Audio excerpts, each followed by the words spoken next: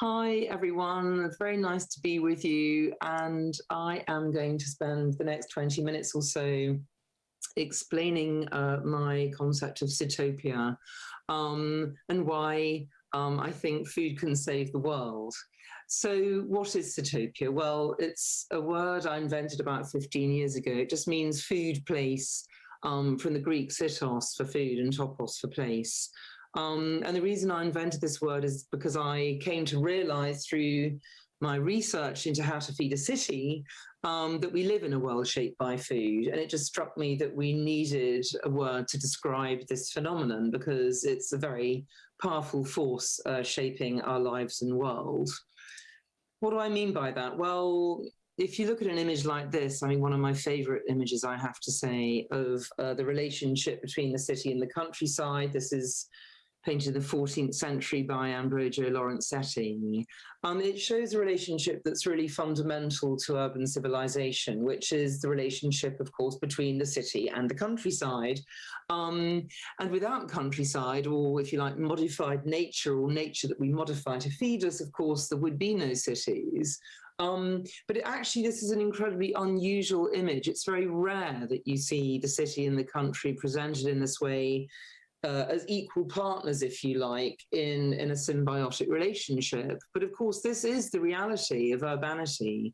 So, whenever we think of cities and we just think of, buildings and public space and traffic jams, whatever we think of course, if we're not thinking about the countryside in the same breath, as it were, then we're not really seeing urban civilization in its totality. Now, of course, in the 14th century in Italy, it was possible in a way to look out of your window and see the landscape that fed you, as in this wonderful image of Ambrogio Lorenzetti's. Of course, as we know today, that's no longer the case. Most of us who live in cities do not see the landscape that feeds us. Indeed, it's often thousands of miles away, like this image on the right of the Mato Grosso in Brazil. And basically, it's also not necessarily the kind of landscape that you'd want to paint and stick on your wall. So we live with a profound disconnection with the landscapes that feed us. And actually, most of us who live in cities don't really think about where our food comes at all. It just kind of arrives as if by magic, and it's very cheap. I mean, historically, until actually very recently, we were paying less than humans ever have in history for food. So it's kind of out of sight and out of mind. And I call this the urban paradox because it's paradoxical that as humans, we need society, which is, of course, why we live together in cities, but we also need nature, which is the place that feeds us. And of course, we belong to nature and are part of it.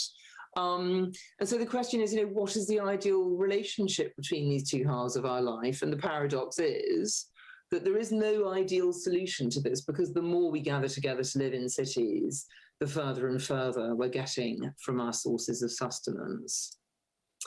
Now, I mean, it all goes back, of course, to, you could say, the oldest practical question that we face as a species, and indeed all living species face this question, whether consciously or not, which is, of course, the question of how to eat.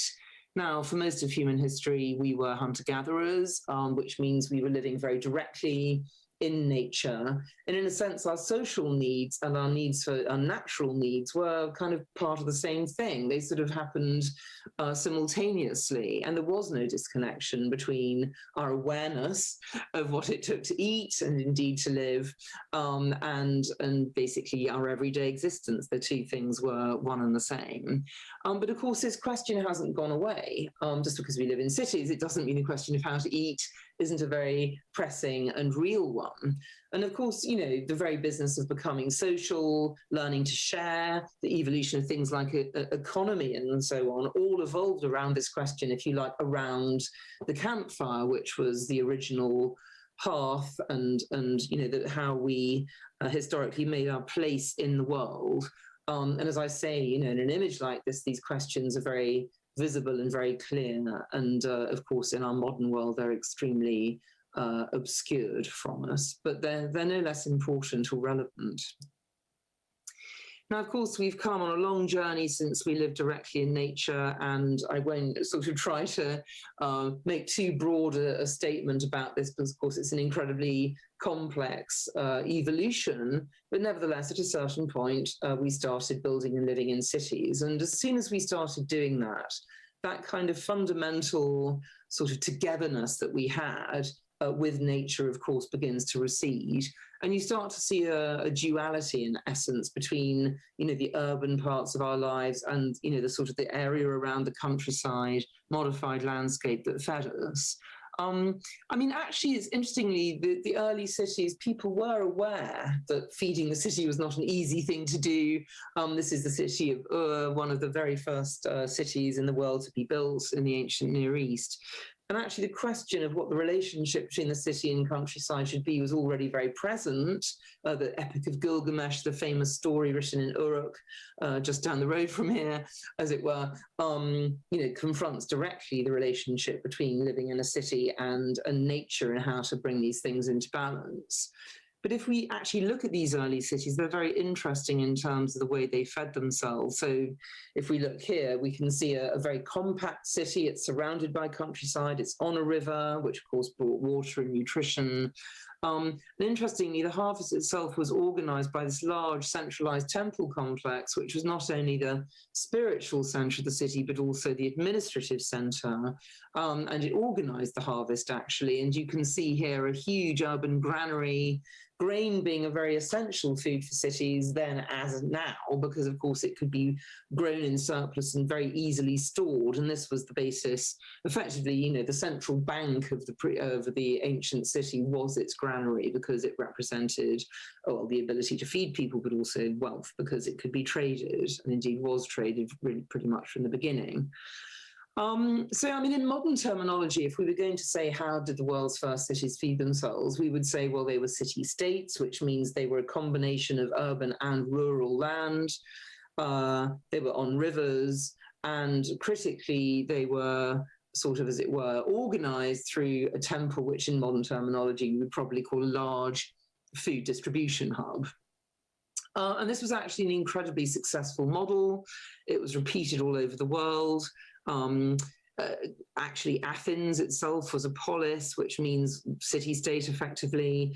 And it's interesting that the Greeks, that's Aristotle you're looking at there, were very exercised by the question of how to feed the city, and talk very much about how to balance city and country so that the city could be self-sufficient. And, I think Aristotle's term political animals beautifully illustrates this duality that we face as city dwellers, which is how do we balance society and nature together. Now, for Aristotle and Plato, and indeed other Greeks as well, the answer was what they called oikonomia, which just means household management. And the idea here was that every citizen would have a house in the city and a farm in the countryside, and the farm would feed the house. And this is, of course, good household management. And then, obviously, if every citizen had that relationship, then the city itself would be self-sufficient. And a very important idea here is that in order to maintain this self-sufficiency, the city would have a limit to how big it could grow, because obviously, geometry would determine that if it got beyond a certain size, you couldn't feed it from its local hinterland anymore. And for both Plato and Aristotle, this was a very important political point, that if the city wasn't self-sufficient and couldn't feed itself, then it couldn't be politically independent either. Now, of course, as I said, it was a very successful model, but obviously not all cities followed it. Very famously, Rome bucked the trend. It had 1 million citizens by the 1st century AD, and clearly didn't feed itself just from its local hinterland. Indeed, what the city did, rather famously, in fact, was to expand its empire and then bring its food in from hundreds of miles away. And this is just a map I've drawn showing where all the food for Rome actually came from. And really, that at its height, the city was dominating the land all around the Mediterranean and the Black Sea, even in the Atlantic, importing grain, oil, obviously sort of wine, but other foods too, such as fermented fish sauce that called liquamen that Romans were obsessed with. I think what's fascinating about Rome is it's the first time we really see the capacity of a large city to dominate a huge hinterland a long, long way away from itself. And the reason it was able to do this, by the way, is because of the sea. It was 50 times cheaper, roughly, to import food over sea than over land. And this was why Rome was able to extend its, what we would now call its food shed, so far away from itself. Very famously, of course, Egypt became the grain basket of Rome, grain being the most important food, of course, and a very fertile territory as well. And that fed Rome for hundreds of years. Although other parts of Rome's hinterland, notably North Africa here in Carthage, the soils gradually became denuded because, of course, what Rome was doing was sucking nutrients out without putting any back. And, of course, the parallels with our modern world are very easy to see. So cities not only were able to shape the hinterland a long way from themselves through their appetite, but the city itself was shaped by food in the pre-industrial world. And I've just got these 4 maps of of London, my home city, to show you how that happened. If you look at the sort of top left map here, you can see all cities were surrounded by market gardens, basically because fruit and vegetables are very difficult to transport long distances, and therefore it made sense to grow them in or near the city. People kept pigs and chickens as well, because of course pigs and chickens are omnivores, so they could eat food waste from households. Grain, interestingly, was, even though it was the most important food, it was very heavy and bulky in relation to its value. And therefore, as I just mentioned in the case of Rome, it was most easy to transport over water, either by sea or by river, which was the case with London because the Thames was navigable. So London was able to feed itself very easily because it could bring the grain in to its 2 main ports of Queenhithe and Billingsgate. And obviously the street names tell you how the food is actually traveling through the city. So we can see Cornhill, which is where the grain was traded. Bread Street tells you obviously that the grain was being traded there as well. Bottom left, we can see how fish was coming into the city, obviously also by river, also to the 2 main river ports. Billingsgate actually, interestingly, remained London's fish market until the 1980s on the same site. This is something else to say about foodways, is that once they're established, they're very difficult to shift for obvious reasons. So there's a kind of inertia to the food system. And then bottom right, meat. Animals, of course, could provide their own transport into the city, so they're walking in. Most of London's meat came from, a lot of it actually came from Scotland and Wales and the north because there's very good grass there. So the animals often walked hundreds of miles to get to the city. Then they were fattened up in the suburbs, often on spent brewer's grain, and then gathered in a smooth field outside the city, Smithfield, which remains London's meat market today. So again, we see incredible longevity in these food spaces of the city. Now, that's an incredibly rapid sort of summary of how cities were fed in the pre-industrial world.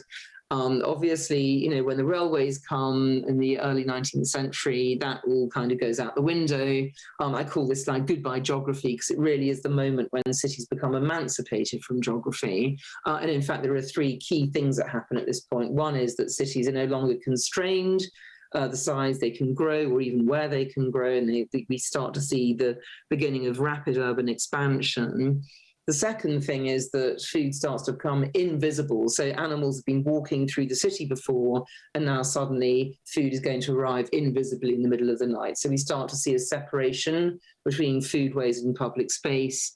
And last but not least, politicians, who until this point have been at least partially, if not totally responsible for feeding the city, they give over that responsibility to food industries. And so we see a separation between politics and the food system itself. Of course, it's not only cities that start to expand at this point, it's also the urban hinterland, the rural hinterland that starts to get radically transformed by the railways. For example, in the American Great West, you start off with the grassland being grazed by bison. Those are then destroyed. The Native Americans who are living there have moved off to reservations to create the world's first monoculture of grain. For the first time in history, people have more food than they can eat. What do? They start feeding it to animals. So this is the beginning of the industrial food system, meat packing, so-called cheap food, and all the rest of it. At the same time, supermarkets or cars sort of continue the transformation of cities. People can now drive, so we start to see sort of very spread out suburbs. Instead of walking to a market in the middle of the city, people are now leaving it in their cars and visiting malls. where they can wander around in air-conditioned spaces, eternal springtime. The food itself becomes denatured in order to withstand food logistics and the fact that it's kind of being sort of moved around in a very unnatural way. And so we get the beginning of processed food. We get sort of an even greater separation of city dwellers to their food. And of course, the denaturing of food itself. Now, I mean, I've just given you not rapid enough because I've already had 15 minutes incredibly, but I've just tried to sketch in how we went from a very straightforward, direct relationship with food to a very distanced one, and the creation of so-called cheap food, which actually doesn't exist. And of course, we've only created the illusion of cheap food by externalizing the true costs of how we produce it, and everything from soil degradation, climate change, water depletion, diet-related disease, zoonotic pandemics like COVID, vast amounts of waste, feeding grain to animals, which is incredibly sort of inefficient because you could eat, feed 10 times as many people if we just ate the grain directly. Huge expenditure of energy, and of course, mass extinction through the way we now eat. So there is no such thing as cheap food, and we can't carry on like this. So the question is obviously, what are we going to do about it? And unfortunately, it's a global question because the entire world is following this model that was begun in the West of industrialized food systems. Well, I mean, the first piece of good news I can give you is that this is not a new question. People have been asking it for almost as long as we've been building cities. The Greeks, as I mentioned, Thomas More, who wrote Utopia as a kind of critique of the power of London, and then very famously Ebenezer Howard's Garden Cities, which are a critique also of London, actually, and how big it was growing. And all of these arguments are really arguing for a return to oikonomia that we discussed earlier, which is keeping the city small and rebalancing its relationship with the natural world, or with the countryside that feeds it more specifically. I mean, for me, the point of Sitopia and the reason I invented that word is that it allows us to ask the question of what is a good life. And we have all these choices about how we're going to produce food. On the top left, you can see a concentrated animal feeding operation, or CAFO, which is basically animals, cows, cattle in this case, being fed full of grain, which makes them sick, by the way, because they evolved to eat grass, which is why we co-evolved with them, getting sick and basically eating grain we could eat directly. Do we leave the city in the name of efficiency, or do we sort of use food to animate public space? And I think, we've seen with things like the storming of the Capitol last year, or the year before last, no, so actually in 2022, but it was last year, wasn't it? But anyway, the fact that we're sort of not going into public space and meeting people and believing what we read online, all of these things have huge implications. The fact that we don't make time for food, so my favorite pre-COVID stat was that 1 in 5 meals has been eaten in a car in America, which kind of terrifies me, really. Do we take time for food? Do we slow down? Which of these ways of feeding ourselves actually makes us happy, builds a fair and equitable and indeed sustainable society? I think a key thing is that we have to learn the value of food again, remember its true value, and actually put the true value back. Of course, this is usually what happens in times of crisis. So London during the Second World War, Havana after the fall of the Soviet Union, Detroit after the cars left, were times when people went back to growing their own food. We have to modify the food system. This is what it looks like on the left. It's effectively monopolistic. We need to join the roots to the branches, because food systems and societies mirror one another like this. So basically, if we want to live in a democracy, we have to have a democratized food system. A term I love, which is invented by Carlo Petrini, the founder of Slow Food, is co-producing. I think instead of just being passive consumers of food, we need to learn to sort of get actively involved again. And of course, this could be anything from sort of becoming a farmer, joining a co-op, supporting institutions in the city that allow small-scale food businesses to thrive, like the food courts of Singapore, making space for markets in cities, or community-supported agriculture farms like this one outside Chicago. It seems very clear to me that we have to start farming with nature again rather than against it. If we halve the amount of meat and dairy we consume globally and halve the amount of food that we waste, we can feed the world already now 80% organically without increasing the amount of farmland we use. And there are many systems and ideas that are, many of them ancient actually, about working with soil, and with nature that actually could make the land far more productive. So we can feed ourselves in this way and we can stop using chemicals, but of course we need more farmers. We need to reincorporate food in the way we think about cities and how we live. And there's many ways we can do that. It's basically the idea of food planning, preserving infrastructure like local abattoirs, having local regional food hubs, preserving food shops so that they can't just be taken over by estate agents, incorporating food in governance and so on. We need to bring the city and the country together, and this can happen at many scales. And of course, this is not a new idea, as I've already explained. And of course, it can be incremental. So, I mean, even Ebenezer Howard didn't sort of think that the inhabitants of the Garden City were going to stop, drinking coffee.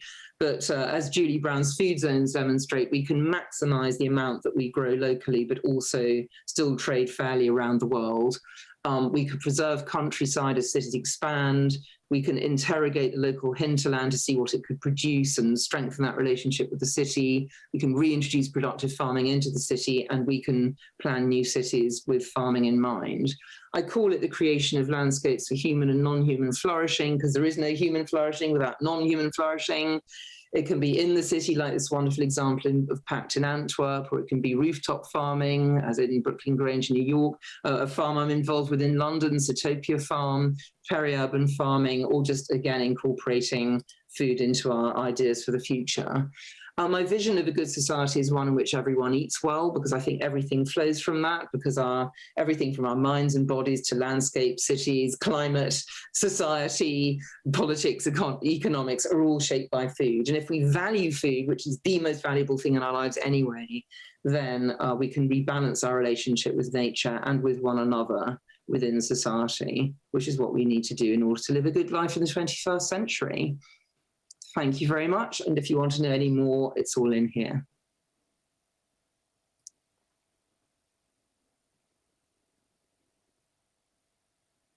Nu ska vi prata vidare om mat, hållbarhet och företag. Vi ska prata om MatLust.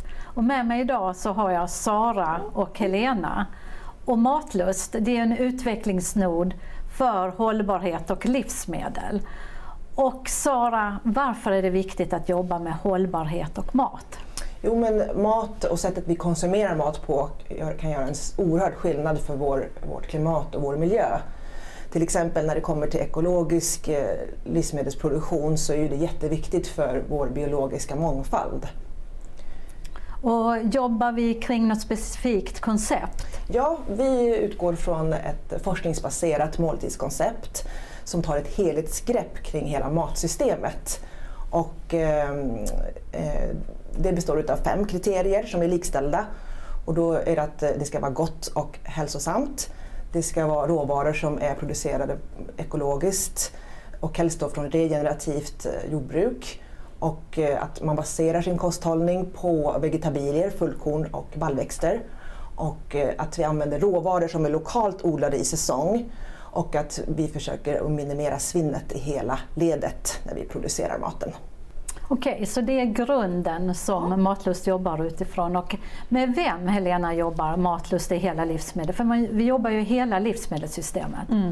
I och med att vi jobbar utifrån en helhetssyn så är det väldigt viktigt att involvera många olika samarbetspartners. Vi har till exempel väldigt nära samarbete med flera universitet och högskolor, KTH särskilt, Stockholms universitet genom Stockholm Resilience Center, Örebro universitet, men också många andra högskolor. Sen är det ju även viktigt med offentlig sektor där vi har Region Stockholm, många kommuner, länsstyrelsen, men även myndigheter som Livsmedelsverket och Jordbruksverket som vi jobbar tillsammans med. Och framöver så tittar vi särskilt också på regionerna inom östra Mellansverige som intressanta. Men även branschorganisationer och stora företag hjälper oss i arbetet med att stödja små och medelstora livsmedelsföretag. Just det där med offentlig sektor som du sa, där har vi en offentlig testbädd. Och vad är det för någonting, Sara? Jo, men MatLust testbädd, det är en testbädd som sker i verklig användarmiljö. Och det är då ett 90-tal måltidsverksamheter inom barn, skola och äldreomsorg. där vi då tillhandahåller den här testbädden till de små och medelstora livsmedelsföretagen när de då får hjälp med att utveckla sina produkter och också att testa produkten på slutkonsumenten, matgästerna i det här fallet. Kan du ge några exempel på några produkter som har testats i testbädden? Ja, nu senast hade vi till exempel en jättegod tempe på gulärt, braxenfärs. Braxen är ju en överskottsfisk i våra insjöar och därför så hjälpte vi ett företag att utveckla den här färsen. Det är några exempel. Ja. Det där med innovativa produkter och nya produkter är ju jätteintressant att få fram som är baserade på svenska råvaror. Och då jobbar vi även med en stor innovationstävling som heter Stockholm där nya produkter får tävla gentemot varandra. Och vi jobbar med öppen innovation och vi jobbar med innovationsprogram. Men sen så för att de här nyskapande produkterna ska komma i produktion efter att de har varit prototyper, hur kan vi hjälpa dem med produktionen? Helena? Ja, först vill jag ju prata lite om då att vi har en livsmedelsstrategi i Sverige och att den säger att vi ska öka lantbruksproduktionen och även diversifiera den och att 30% av arealen bör bli ekologisk fram till 2030. Och här är det ju då viktigt det arbete vi gör med förädlingsföretagen därför att det skapar efterfrågan både på svenska råvaror och på ekologiska råvaror. Och för att då kunna komma i produktion så har vi ett nära samarbete med Södertälje Science Park som driver ett projekt som heter Produktionsänglar. Och det handlar om att matcha små företag med tänkbara legotillverkare. Så att de sökande företagen får då en senior coach, en så kallad produktionsängel, som hjälper dem i kontakterna med företag som kan tänkas legotillverka till dem. Och MatLust har fått vara med i det projektet och matcha en rad livsmedelsföretag. Och nu så jobbar vi på att bygga upp vår databas av produktionsanläggningar för att kunna göra det här i större skala. För det finns väldigt stor efterfrågan på det. Men till den tjänsten så kommer också efterfrågan på andra tjänster som till exempel finansieringsfrågor, lotsning inom finansiering och även affärsutveckling. Spännande.